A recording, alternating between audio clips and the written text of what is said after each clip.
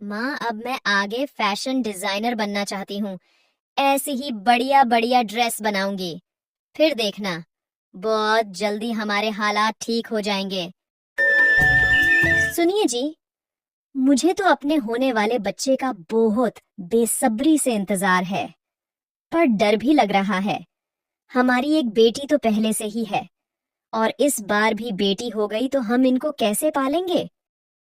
कैसी बातें कर हो तुम, बेटा हो चाहे बेटी में, तो दोनों से बराबर प्यार करूंगा।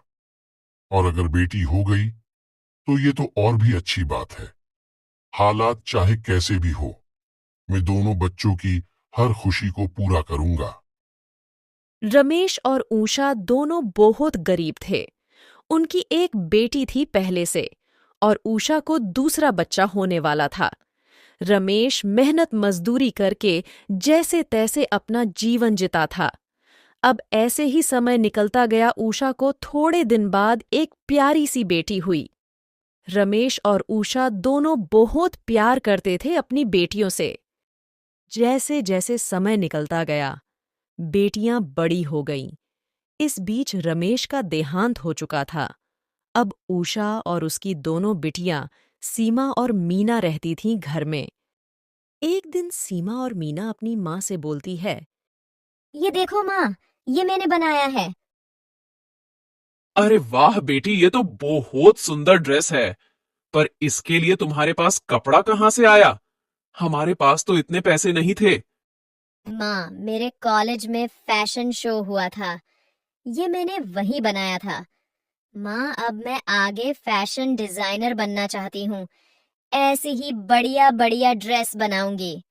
फिर देखना, बहुत जल्दी हमारे हालात ठीक हो जाएंगे। हाँ बेटी, तुम करो अपना सपना पूरा। मैं थोड़ी मेहनत और करके पैसे कमा लूंगी, ताकि हमें परेशानी ना हो। अब कुछ दिन बीत गए।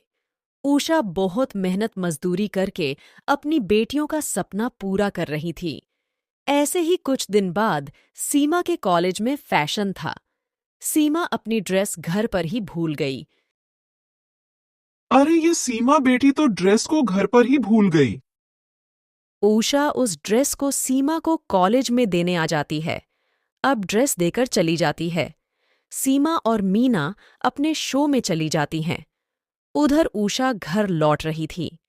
रास्ते में एक्सीडेंट होने से ऊषा की मौत हो जाती है। एक तरफ सीमा अपनी माँ को अब सुख की जिंदगी देने की सोच रही थी, तभी बेचारी दोनों बिटिया अनाथ हो गईं। सीमा और मीना अपना शो खत्म करके घर आई, तो घर पर लोगों को इकट्ठा देखा तो सदमे में आ गई, रोने लगी। माँ, आप हमें छोड़कर क्यों चली गई? अब हम किसके सहारे जीएंगे? हमारा है ही कौन? बेचारी दोनों बेटियां अनाथ हो गई। ये तो वैसे भी गरीब थी। अब इनका गुजारा कैसे होगा? अब कुछ दिन बीत गए। थोड़े दिन तो लोग सीमा मीना का हाल पूछने आते थे, फिर धीरे धीरे उनके हाल पर छोड़ दिया। अब सीमा और मीना ने धीरे धीरे अपना काम शुरू कर दिया, और कुछ सालों में सीमा एक बड़ी फैशन डिजाइनर बन गई और अच्छी जिंदगी जीने लगी दोनों।